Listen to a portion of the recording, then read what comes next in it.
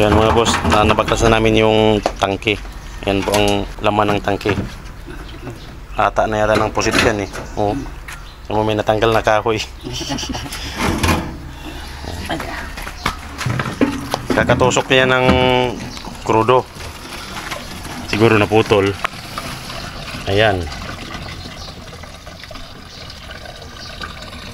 Tapos yan ang laman ng ano, ang itim ng diesel. May laman pa, no?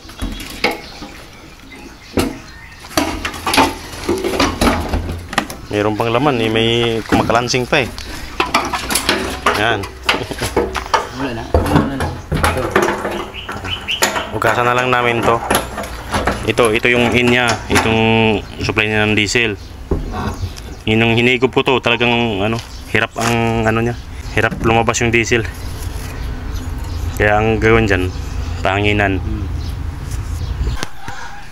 Yan guys, ito lang naman ang nakuha ko sa tangke. Yan. Napakadaming kahoy.